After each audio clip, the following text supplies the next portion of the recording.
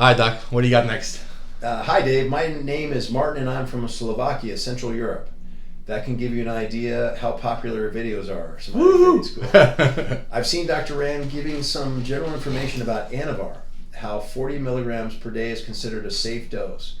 But there seems to be a lot of controversy and a fierce war of opinions, even in the comments under your videos, as to whether Anavar/oxandrolone shuts you down or not, and whether you need post-cycle therapy after an Anavar-only cycle. Literally hundreds of people are arguing about this all over the world, and it would be great if someone could solve this for us, and I think Dr. Rand could be that person. I'm not interested in stacking Anavar with something else.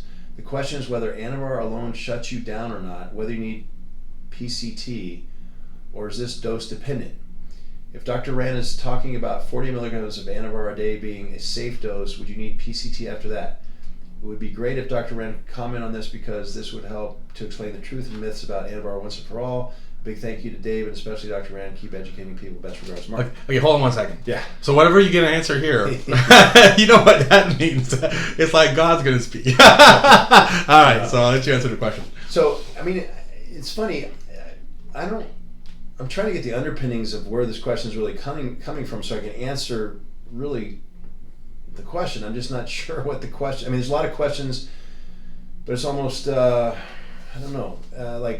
There's something lost in translation to begin with. First of all, yes, 40 milligrams a day of Anavar would be. I think it's still considered here in the U.S. by the AMA or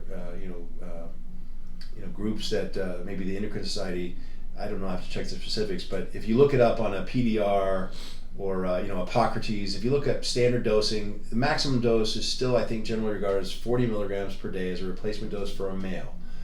That I don't think is open to a lot of controversy. Whether it shuts you down or not, if you're using Anavar, I guess is a cycle, for whatever reason you're cycling it, meaning you're using it for a period and then going off it. Right.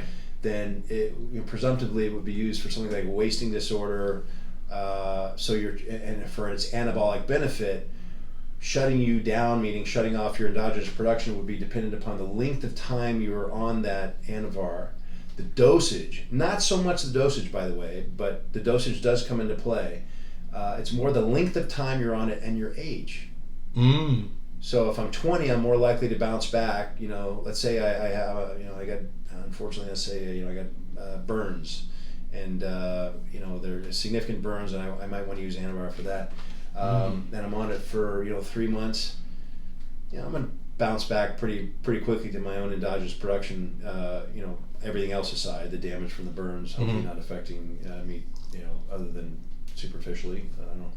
But you get my point. And but at 50 years old, if I were to go and use Anavar for 3 months, it might take me 3 months to readjust. Who knows? And certainly if I were on it for a year, a longer time. So I can't answer as to whether or not you would need post-cycle therapy. Quite frankly, post-cycle therapy, the need for it is a myth. You don't need it. It's just a lot more pleasant to go through. Going off of something that has replaced your endogenous production, if you have something to smooth that transition. You want to know the fastest way to get your own production back? What is it? Cold turkey, baby.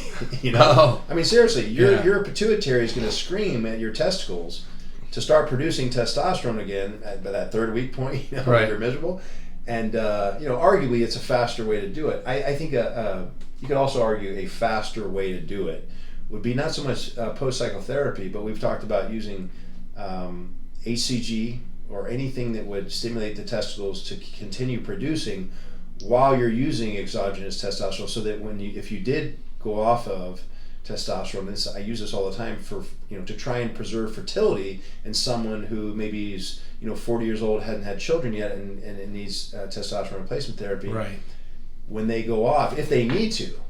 If they even need to, if the endogenous production has not been preserved enough so that, and again, we're not talking about for testosterone in this case, for fertility, it's just so that there's enough of a prime to the Sartori cell to make more sperm, then great. But if we have to pull them off, then the testicles will still be functioning enough so that when the pituitary starts screaming, they can react. I often refer to the testicles as diesel engines. Yeah. They're much easier to keep going than to try to restart. Right. So I guess that's kind of a side note. But again, whether or not they're shut down, I couldn't tell you necessarily.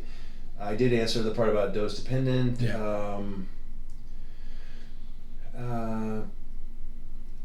What that's have I pretty missed? much it. Anything? No, that's pretty much it. And 40 milligrams, yeah, I mean, I'll tell you, I think it's a funny story too. I mean, for some reason, something gets lost with the fact that we have different chemicals here. So if I have a mug of, here on my desk, my Washington Lee University sports mug, and I fill it full of beer, people for some reason think it's going to be the same as if I fill it full of Wild Turkey 101. A big difference. So I had someone who I obviously won't mention, but a bodybuilder come in and he said to me, Doc, I got on some Anavar recently, and I'm not sure if it's real. What do you think could be in there? I said, I asked him to explain. And it turns out he was using the capsules apparently on the out there are being made at 50 milligrams each. He was taking 50 milligrams of Anavar twice a day. Oh wow! I'm laughing because he's sitting there wondering why he's anxious and can't sleep at night and sweat's rolling down his face. Is that what happened if you were to do it? Well, wow. Yeah, it's like, Anavar is made, I think it's still made in, GD Searle used to make it, now it's made generically, but it was made in tablets of 2.5 milligrams. Yeah. And guys would actually use something that's small, but I think that was more of the female dose, and 10 milligrams. Yeah. I think now they might have a 5 milligram that's actually manufactured. I'm not talking about compounded. Yeah. But as we just talked about, I mean, maximum dose was 40 milligrams. And guys were doing cycles in my day, meaning, I'm 55, back in the 80s and whatnot, 70s and 80s. 15 milligrams of Anavar was plenty. Man, that was a lot. Wow. Because Anavar is a different drug than, say, the opposite end of the spectrum is Anadrol. Yeah. That comes in 50 milligram tabs. But it's not. And I think there's a connection. And I don't think it's because they both start with A. I just think that people lose track of. Yeah. Hey, man, with injectables, Primobolan 100 is not the same as 100 milligrams of, I don't know, Equipoise or whatever else is being used, or Nandrolone. Right. You might use 100 milligrams of Primobolan and 200 milligrams of Nandrolone. You can't just compare to milligram, basically. It's not numbers. It's you have to think of what's the underpinning. Right. Anyway, long drawn It's out a good point. Point about that I made about that. But I see it a lot, and I just want to remind people that there's a difference. That's it. Well, one other thing too. Oh no, I'm sorry. No question. No, that is. We're good. Yeah. I think that's it. All right. Thanks, Doc.